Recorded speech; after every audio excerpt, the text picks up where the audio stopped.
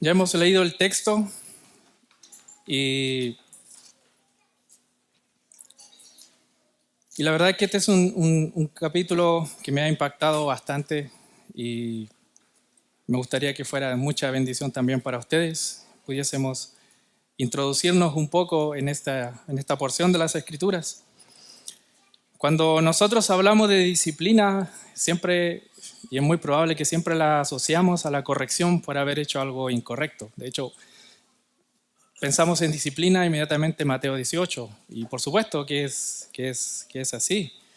Usamos también disciplina cuando alguien es disciplinado, que es ordenado, que alguien hace muy bien esto o aquello porque es disciplinado en lo que hace. Sin embargo, me gustaría compartir en este texto este término que es un poco más amplio y no se limita únicamente a la corrección después de haber cometido un pecado.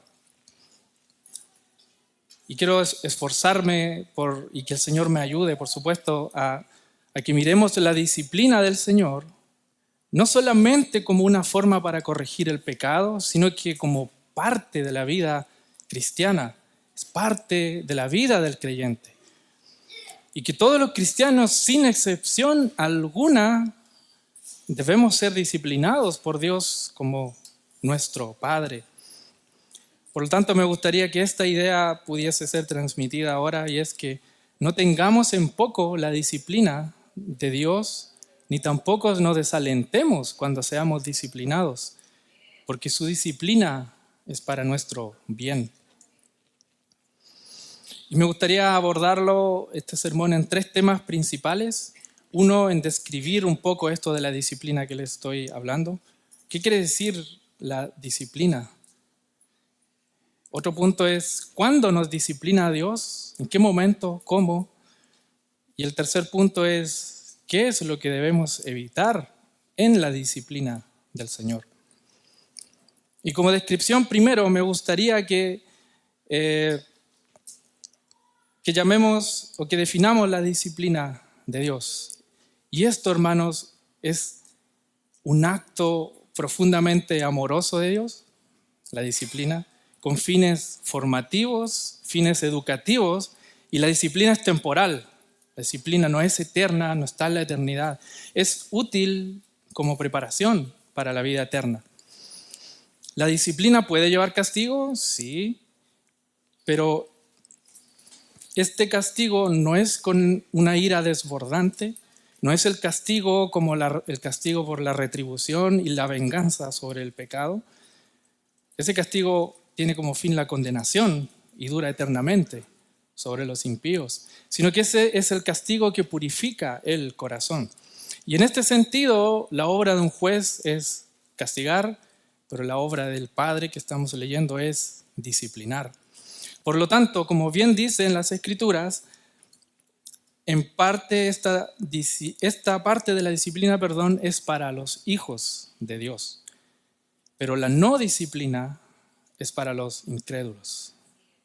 Lo expuesto aquí es la disciplina que Dios ejerce sobre sus hijos como un término, y esto es importante, como un término positivo y constructivo, que está ligado a la instrucción. La disciplina está ligada a la instrucción, a ser educados. Por lo tanto, cada vez que mencionamos este término, no pensemos en el castigo de Dios con ira, ni tampoco pensemos que Dios está malhumorado, mirándonos desde arriba, sino que pensemos en que Dios está muy interesado en nuestro bien, con un profundo amor, disciplinando y corrigiendo nuestras vidas hacia lo que es provechoso para la vida eterna. Así es que el propósito de la disciplina no es derribarnos, sino impulsarnos a crecer. Es para hacernos madurar espiritualmente, es para conducir al creyente a la obediencia, es para el provecho personal, es para participar de la santidad de Dios y para traer gloria a Cristo, para traer gloria al nombre de Cristo. Si la disciplina es para hacernos crecer y madurar, esto es necesariamente debido a varias cosas. Uno, el pecado que nos asedia. Otro es para hacernos crecer y madurar. Y otra forma, es que debido al pecado que nos asedia y debido a nuestros fracasos por la lucha contra el pecado, cuando nos estamos desviando, cuando nos estamos volviendo frívolos, cuando Dios sabe que necesitamos aprender algo, etcétera, etcétera. Muchas formas en las que Dios nos va a disciplinar. Dios utiliza la disciplina como el elemento para fortalecer la fe del creyente, permitiendo que la paciencia se consolide y que se haga perfecta. Hebreos 10 dice, porque os es necesaria la paciencia, para que habiendo hecho la voluntad de Dios obtengan la promesa. Un creyente ejercitado en la disciplina divina manifiesta la realidad de su fe con acciones concretas. Esto como definición un poco de lo que es disciplina divina. Y me gustaría ahora tomarme un poco de tiempo para ofrecer un poco de contexto de la realidad en la que vivían estos cristianos judíos, a los que se les escribió este capítulo y estos versículos. En el tiempo que se escribió esta carta, el cristianismo en sus primeros años era considerado una secta judía. Usted lo puede leer en los Hechos. Los cristianos judíos, los que se apartaban, del antiguo pacto y abrazaban este nuevo pacto con Jesús, eran considerados una secta judía. Y por sorprendente que nos parezca a nosotros, los cristianos pasaron muchos años aún con algún compromiso en ciertos aspectos de las tradiciones judías. Por supuesto, ya no creían que mediante los sacrificios de animales ellos iban a ser salvos, pero tenían algunos aspectos de las tradiciones que ellos aún abrazaban. Pablo hizo un voto nazareo, le llamaban el cabecilla de la secta de los nazareos. Eso eran los fariseos, de una forma despectiva. Pero este compromiso con el antiguo pacto, en algunos aspectos, no se trataba de negociar con el nuevo pacto, sino un sentido de fe de que Cristo era el cumplimiento o la revelación o el paso más allá de lo que ya había sido revelado. Lo que quiero decir con esto es que los cristianos judíos pasaron de expresar su fe y esperanza a través de la tradición y la práctica diaria de la ley mosaica y las costumbres, lo que implicaban sacrificios de animales, guardar días, etcétera, etcétera, a expresarla a través de confesar a Cristo como Señor y vivir una vida en consecuencia a ello, que es en la práctica el nuevo pacto en la sangre de Cristo. Ya no es la sangre de animales, sino que ahora es la sangre de Cristo. Y esa transición de los creyentes judíos de pasar de acá hacia allá, naturalmente tomó un tiempo de maduración en la práctica, mucha insistencia en la enseñanza de los apóstoles, etc. Y en esos días a los creyentes se les discriminaba y se les perseguía mucho por esto, por aceptar y abrazar la fe en Jesucristo, que Él era el cumplimiento, que esto era la sombra y que Cristo es verdaderamente. Y esto debido a que los judíos que se quedaron en el antiguo pacto les parecía demasiado ofensivo creer que Jesús era el Mesías prometido. Y esta persecución les implicaba muchas veces a los cristianos perder trabajos, perder casas, perder propiedades, perder ayudas de caridad que se daban en el pueblo, etc. Lo entendemos nosotros cuando Pablo, por ejemplo, pedía ofrendas a la iglesia de Corintio y les decía respecto a las ofrendas enviadas a los de Jerusalén. Y a esto sumémosle que los cristianos judíos que estaban padeciendo esto seguían siendo de carne y hueso, por lo que las luchas internas contra las pasiones carnales no desaparecían. Así es que estos creyentes estaban pasándola realmente un poco difícil. Y a finales de los años 60, después de Cristo, cuando esta carta fue escrita y aparentemente ya esta brecha entre cristianos del antiguo pacto y del nuevo pacto había crecido mucho más.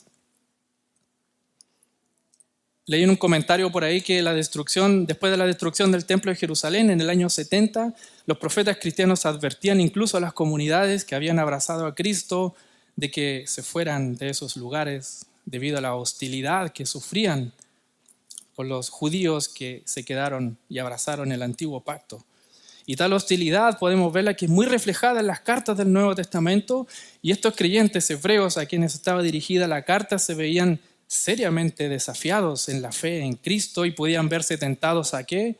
A volver atrás, a las viejas costumbres, al antiguo pacto, a volver a hacer sacrificios porque así no nos persiguen y no perdemos tantas cosas. Entonces, por eso el autor de esta carta, cuando usted la lee más atrás, se esfuerza mucho por mostrarle a estos hebreos de que el nuevo pacto es muchísimo mejor y de muchas formas.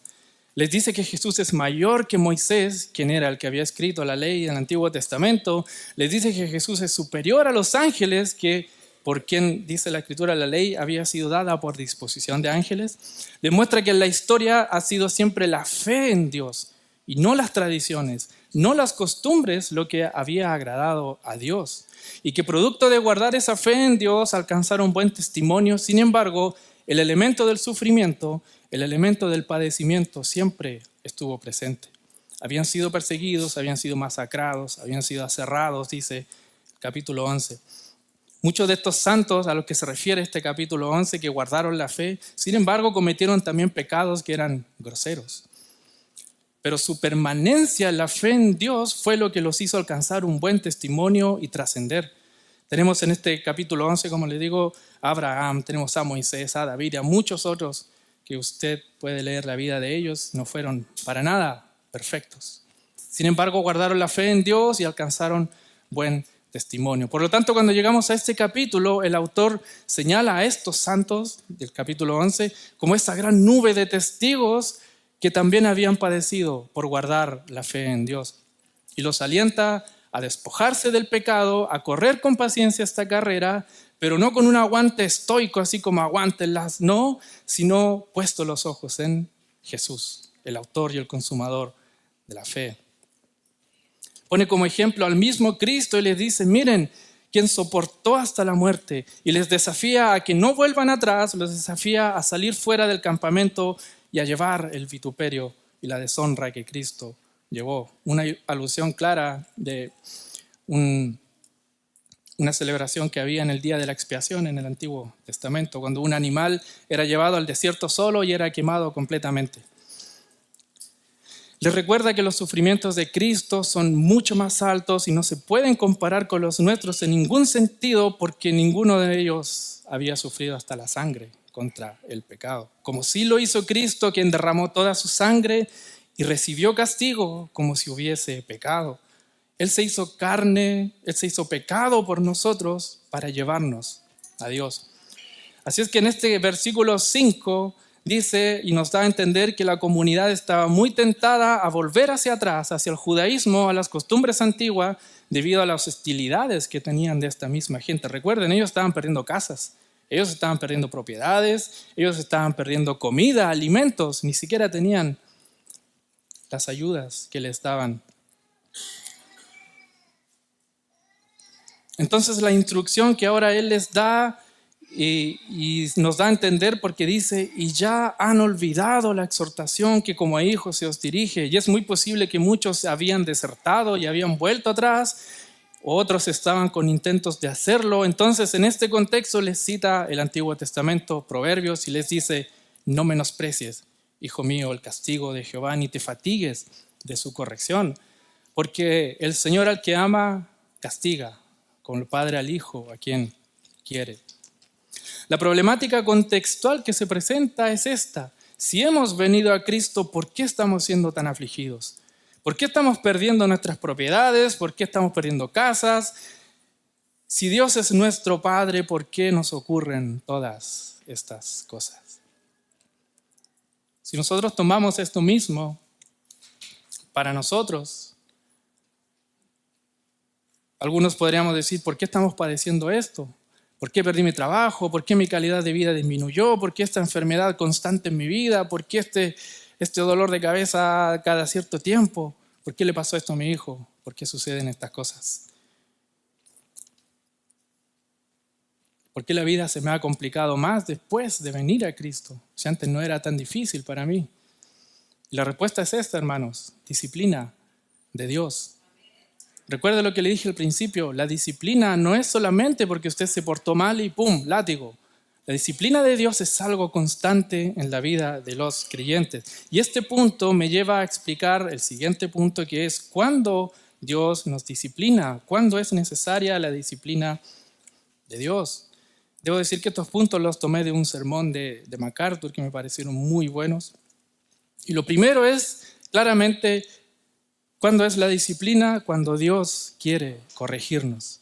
Por nuestras derrotas contra el pecado, para corregir conductas pecaminosas, etc. Tenemos valiosos ejemplos en la Biblia como David cuando pecó escandalosamente con Betsabé. Dios no lo desechó, pero sí lo castigó para el bien de su alma. Tenemos como ejemplo los creyentes de Corinto que estaban menospreciando la cena del Señor. Muchos de ellos se enfermaron, dice la Escritura, y otros incluso perdieron la vida. Eso es disciplina de Dios severa. Con esto no debemos crear normas ni establecer una lista de decir, ya, ok, si este pecado entonces me va a llevar a la muerte, esto no es eso. Pues Dios sabe con qué nivel de severidad puede castigarnos. Y no siempre es así de severo en todos los hombres que pecaron. Veamos, por ejemplo, a Pedro, que lo negó directamente en su cara, negó al Señor. Inmediatamente se da cuenta del mal que había hecho, ¿y qué hizo? Lloró amargamente, amargamente. Su alma se estremecía cuando se cruzó la vista con el Mesías ahí, y él, después de haberlo negado, y el Señor lo mira a los ojos y él lloró amargamente. Días después el Señor resucitado se le aparece, no con un látigo, sino con ¿qué? Con palabras de amor y de restauración para su alma. Seguramente su corazón hecho trizas por varios días fue suficiente para corregir el pecado, y ahora necesitaba palabras para ser restaurado. Eso es disciplina, hermanos. Eso es lo que el Señor quiere con nosotros. No destruirnos, no dejarnos en el suelo tirados. En la disciplina por corrección del pecado, y aquí la iglesia tiene un rol también muy importante. Aquí tenemos, por ejemplo, Mateo 18, instrucciones de cómo la iglesia debe actuar cuando un miembro está en pecado o ha caído en pecado. Y siempre cuando vemos aquí el énfasis es corregir, es restaurar, es traerlo de vuelta, es alejarlo del pecado. Si peca contra ti, ve, repréndele tú estando con él solos. Si te oye, lo ganaste. Si no te oye, déjalo. No, toma 2 más. Búscalo, inténtalo, que se aleje del pecado. Haz todo lo posible. Incluso llega al punto de llamar a toda la iglesia. Si no te oye, ok, entonces es un gentil y es un publicano. Necesita a Cristo, necesita la predicación. Ni siquiera dice que lo deseches o sácalo y que nunca más lo regrese. Tenle por gentil y publicano, o sea, predícale el evangelio de Cristo, necesita ser salvo. Y aquí, hermanos, en la disciplina eclesiástica es muy importante entender de que esto no es algo que se le haya ocurrido a alguien, a los pastores, o que sea una tradición. Son instrucciones que el Señor ha dado a su iglesia para poder corregir el pecado dentro de la congregación. Sin embargo, eso no solamente es disciplina para nosotros, no solamente se limita a la corrección por el pecado. Fíjese, Dios también nos disciplina cuando quiere prevenirnos de pecar. Escuche, Dios muchas veces nos va a disciplinar para mantenernos a raya del pecado. Quizás en algún momento pecaste en algo y llega un momento en el que el Señor te aplica alguna disciplina para mantenerte a raya y no caigas en ese pecado.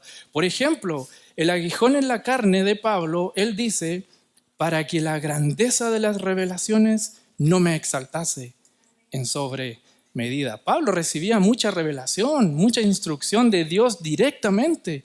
Cualquiera de nosotros estaría sobreexaltado en sobremanera. Sin embargo, el Señor le dio un azote específicamente en su carne, un ángel satánico que le estorbaba y que le mantenía humilde todo el tiempo. No sabemos qué era, la Escritura no lo detalla, solamente dice que es un mensajero de Satanás, que le azotaba constantemente. Y lo dice justamente para que las revelaciones no me exalten en sobremanera, para librarlo del orgullo, para librarlo de su propia carne. Muchas veces nosotros también tenemos estos azotes en nuestra vida que nos recuerdan lo débiles, lo vulnerables que somos sin Cristo y que dependemos completamente de Dios. Podría ser una enfermedad, podría ser la enfermedad de tu hijo, podría ser un familiar que te hace la vida difícil, incluso alguna persona de tu círculo más cercano en tu familia, podría ser tu colega, podría ser tu jefe. Hay tantas formas en las que el Señor muchas veces nos mantiene a raya para no pecar en contra de Él. Eso es disciplina también, hermanos. Eso es disciplina. Hay un ejemplo cuando David, por ejemplo, iba a ir a asesinar a un hombre porque no le convidó alimento. Y él le dijo, yo lo he ayudado mucho, ¿no? ¿Qué se cree? Lo voy a matar. Y de repente se le cruza una mujer. Ustedes saben lo que significaba antes el trato de una mujer con un hombre que no era su esposa. Y que la mujer lo haya corregido a él, debió haber sido quizás para el otro, te corrigió una mujer. Pero sin embargo, Abigail, que era la esposa de Nabal, a quien iba a ir a matar David, se la atraviesa, le dice un par de palabras y de repente David como que, el Señor te envió para librarme de pecar, iba a ir a asesinar a un hombre sin ningún motivo. Esto es disciplina previniente, en donde no fue necesario aplicar dolor. A Pablo sí, se le aplicó dolor en su cuerpo. De la misma manera, cuando nos corrige, solo Dios sabe la medida de la severidad en que necesitamos para ser prevenidos. No siempre, hermanos, para todos. Dios no tiene una tablita en donde el pecado tanto, disciplina tanto. Él disciplina de acuerdo a cada uno. Algunos pueden cometer el mismo pecado los dos, pero a uno lo disciplina de una forma, a otro de otra forma. A uno más severo, a otro menos severo. Es por eso, hermanos, que no debemos mirar a los demás como que están pasando cosas más fáciles que mí. Para mí es más difícil la disciplina, y el Señor para Él es mucho más sencillo, mucho más fácil. No es así, mis hermanos. Dios sabe la medida y la severidad que necesitamos cada uno de nosotros. Y un tercer punto de por qué o cuándo el Señor nos disciplina, cuando quiere educarnos y enseñarnos. Y este es el punto más, a mí me impresionó mucho. Y yo pienso que aquí que toda nuestra vida, toda la vida del creyente se trata de Dios educándonos para la vida eterna. Y gran parte de las disciplinas de nuestra vida es para enseñarnos algo. Y aquí tenemos un ejemplo muy claro, Job. Job es un gran ejemplo y recuerden cómo sus amigos le decían a él, ¿algún pecado oculto debes tener? No, Dios no castiga sin ninguna razón. Pero Job es un ejemplo perfecto de cómo Dios disciplina. Y recuerde esto, disciplina es igual enseñanza, disciplina es igual educación, educar, disciplina es igual a instruir.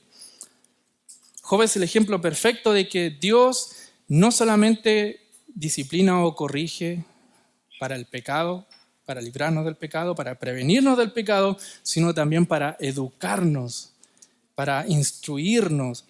Fíjense, la vida del creyente no puede quedar en un lugar neutro. Y la forma de correr esta carrera es aprendiendo, es educándonos, es enseñándonos. Recuerden en Job capítulo 1, cuando usted lee el primer versículo, dice, hubo en la tierra de Uz un varón llamado Job. ¿Y cómo lo retrata? Y era un hombre perfecto y recto, temeroso de Dios y apartado del mal.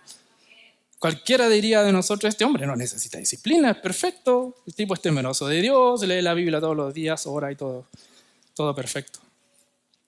Sin embargo, todos sabemos lo que le pasó. Perdió a sus hijos, perdió su casa, perdió sus animales, quedó en la ruina absoluta, quedó en el suelo con una sarna que tenía que rascarse con un palo y estuvo ahí quizás, ¿cuánto tiempo? Y él era temeroso, él era hombre perfecto, era apartado del mal. Sin embargo, después de pasar por esta tribulación difícil, termina el libro adorando a Dios y dice, yo hablaba lo que no entendía, cosas demasiado maravillosas para mí que yo no comprendía.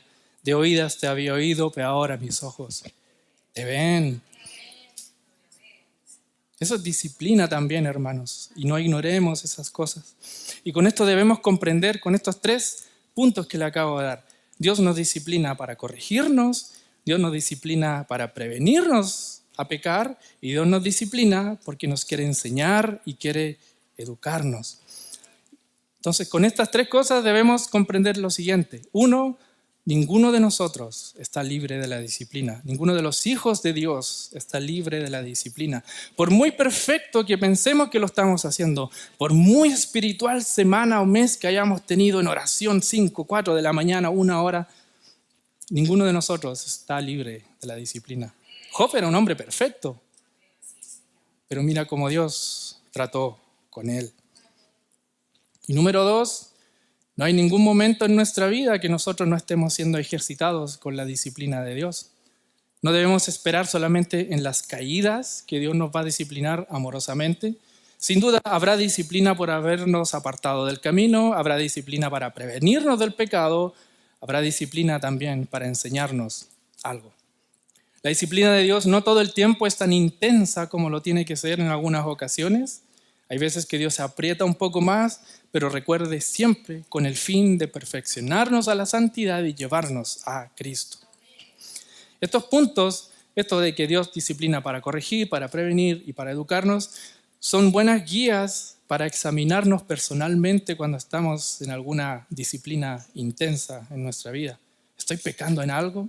¿El Señor me está previniendo de algo? ¿Dios quiere enseñarme algo? Cuando esa enfermedad persiste en mi vida, ¿pero por qué? ¿Por qué? Pregunte, a lo mejor el Señor me quiere enseñar algo.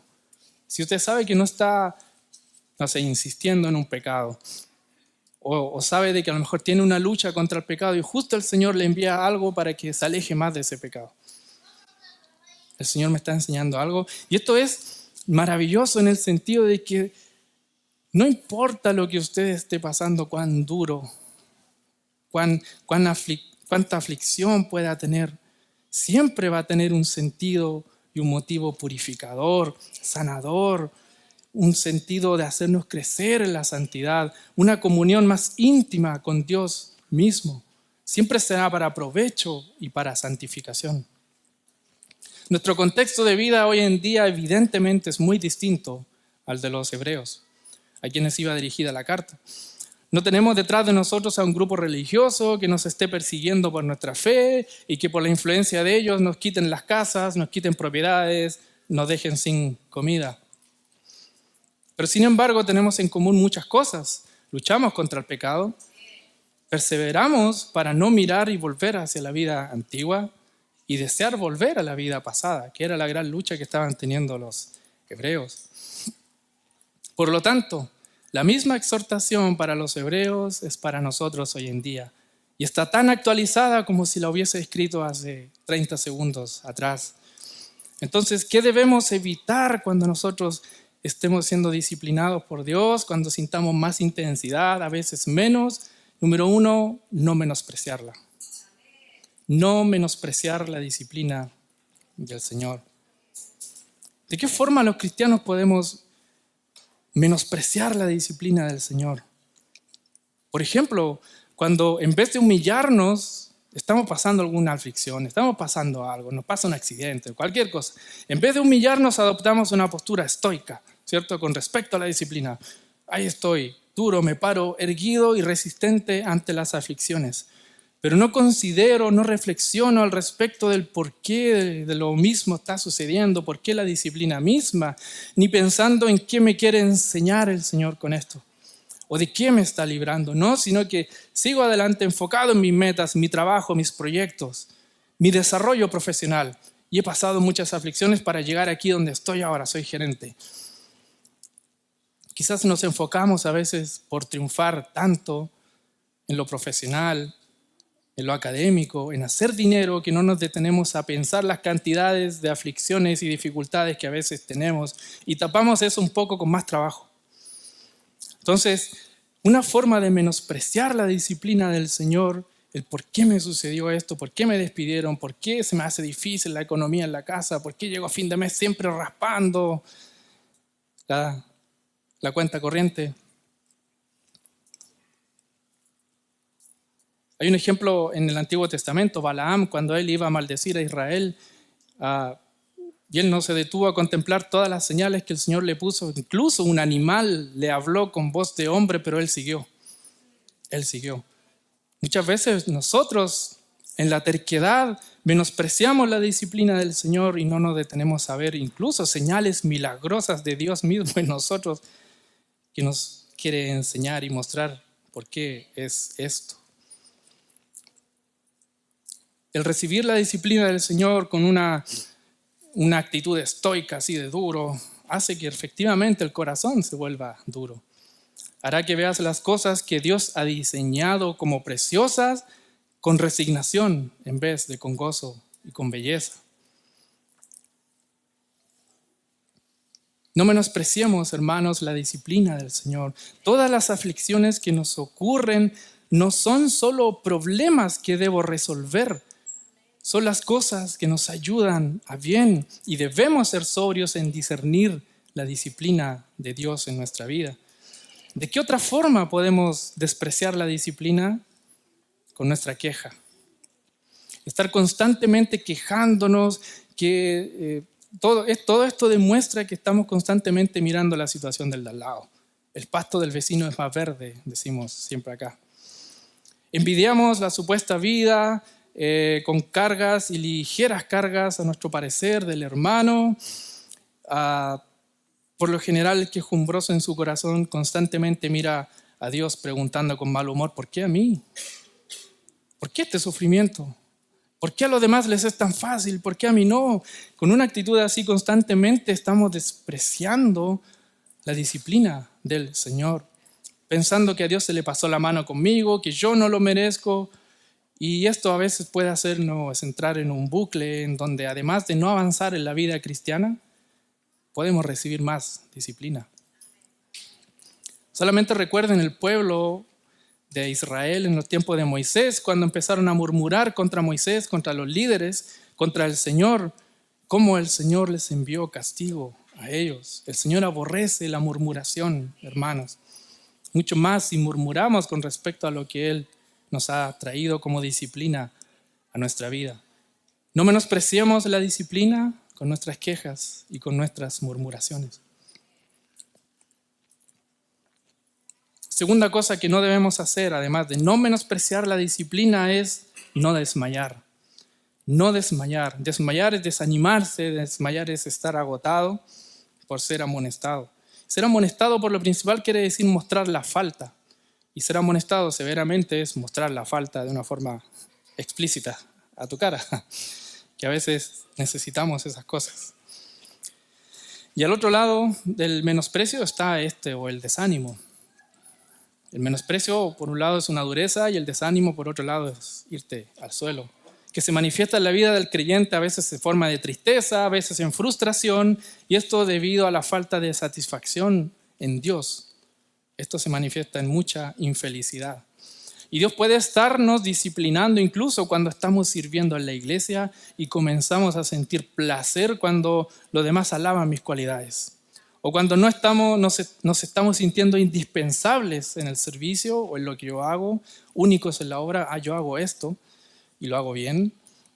O cuando comenzamos a evaluar, llevarnos un poquito de crédito con los halagos de los demás. De repente te das cuenta, nadie te da gracias, de repente nadie te dice que lo has hecho bien, de repente todo el mundo ignora lo que estás haciendo, no ve los frutos de tu servicio, aparentemente. O directamente recibes a veces ingratitud de otras personas.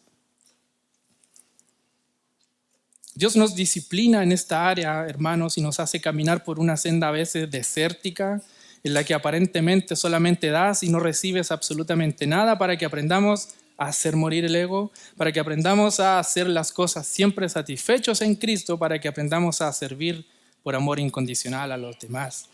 Y en esa transición a veces es muy dolorosa, sentirte abajo, sentirte que no hacemos nada bien. Después de pasar a sentir que lo hago todo bien, a pasar a sentir que no hago nada bien.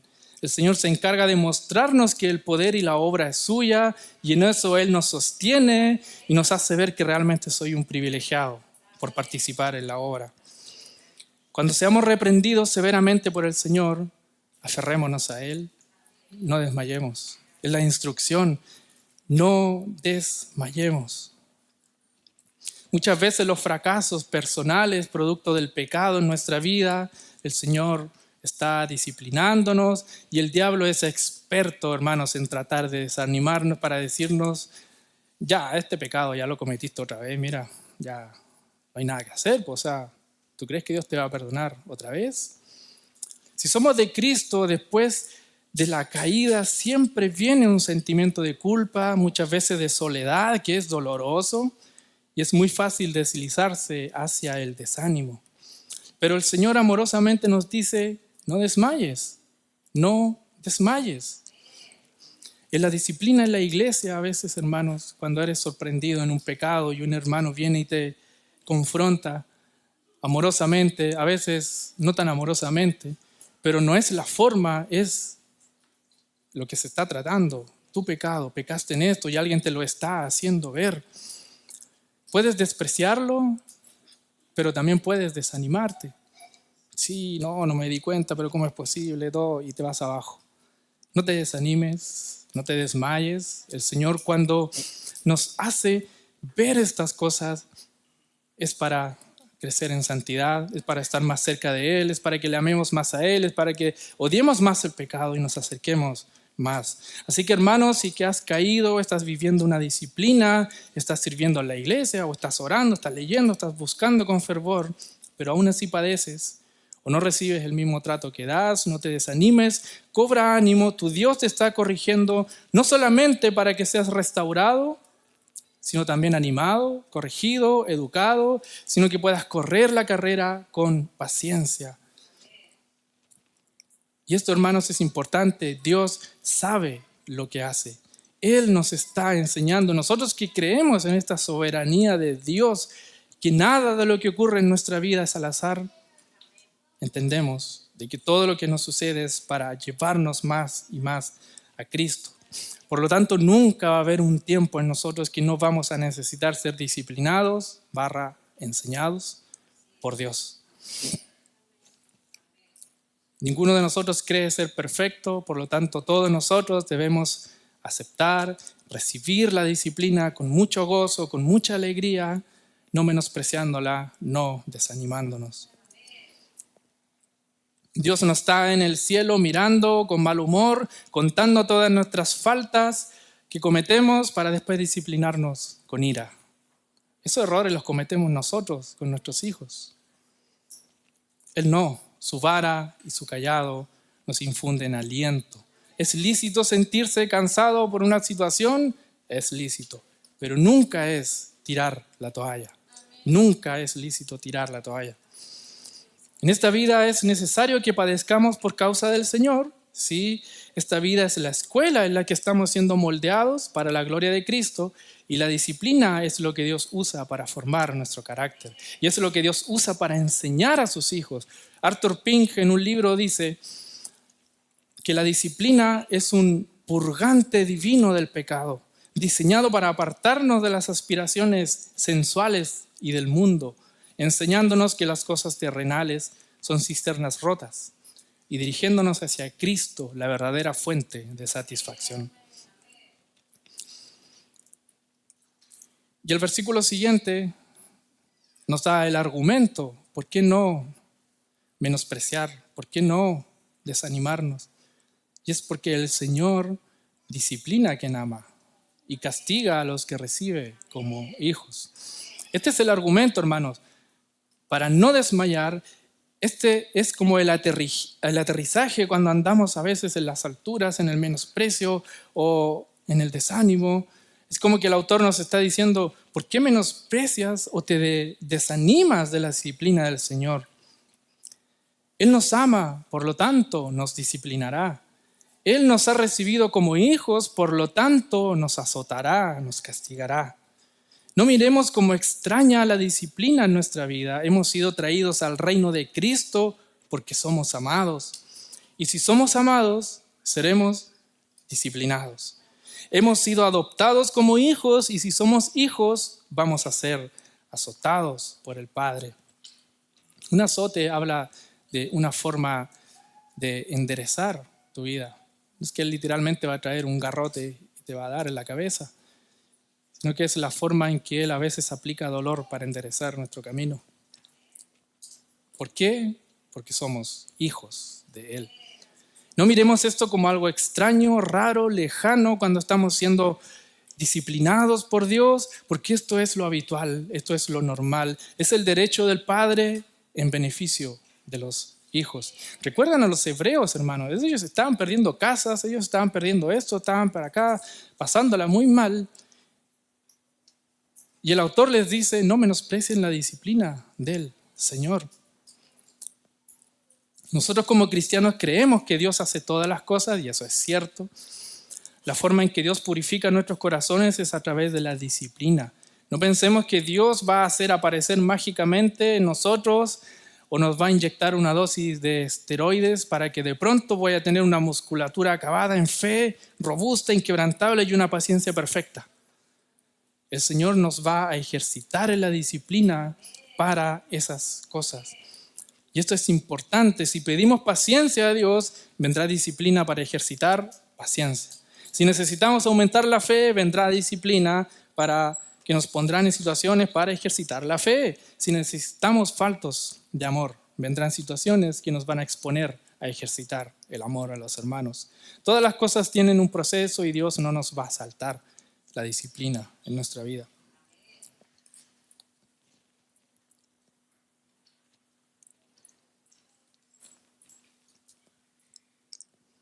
Miremos, por tanto, con abundancia de gracia lo que hemos recibido del Señor al ser disciplinados o cuando Él nos disciplina todos los días y al ser azotados por pertenecer a este Padre amoroso.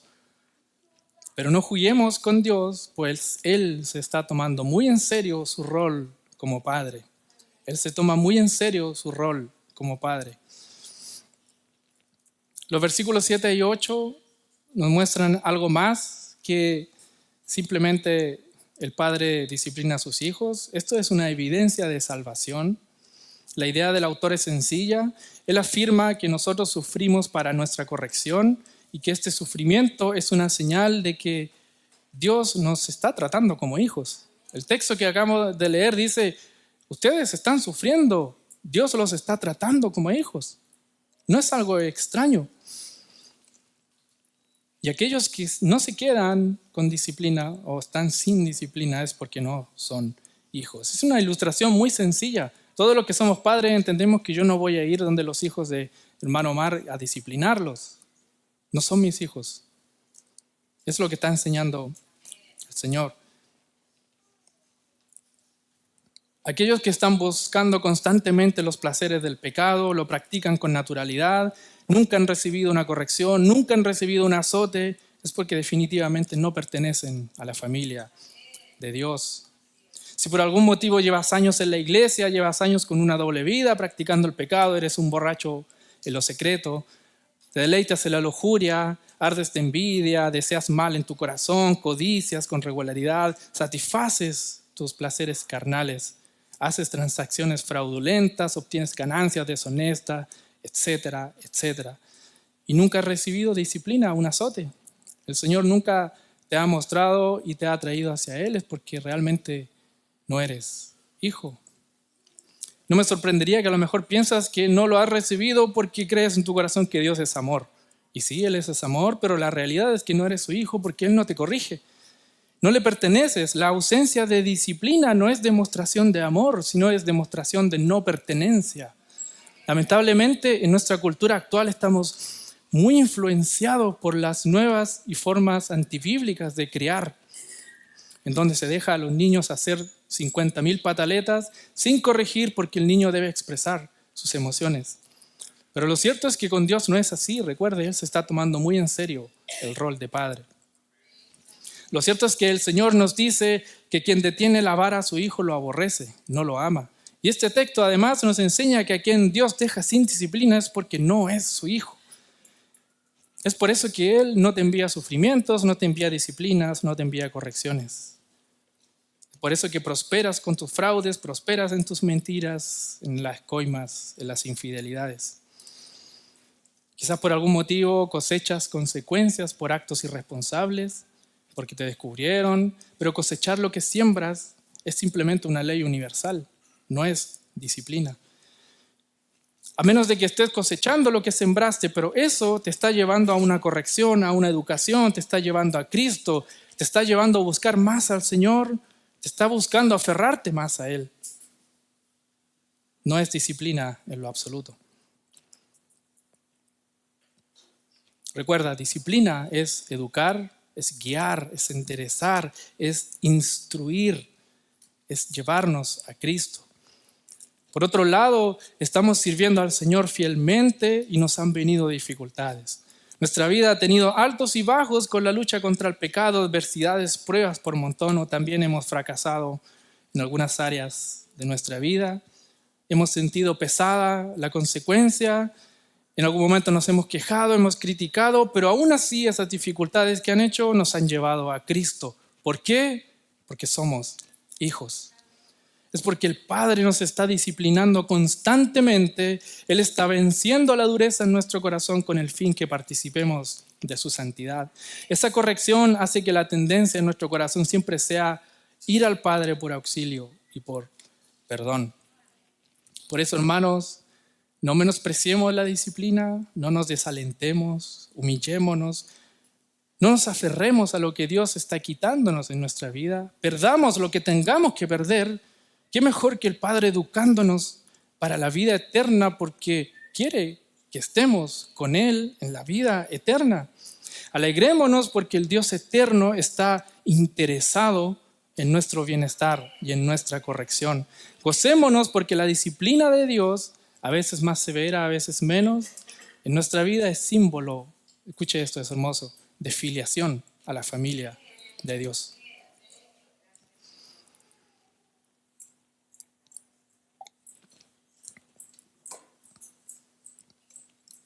Hermanos, Cristo derramó su sangre en la cruz por nosotros.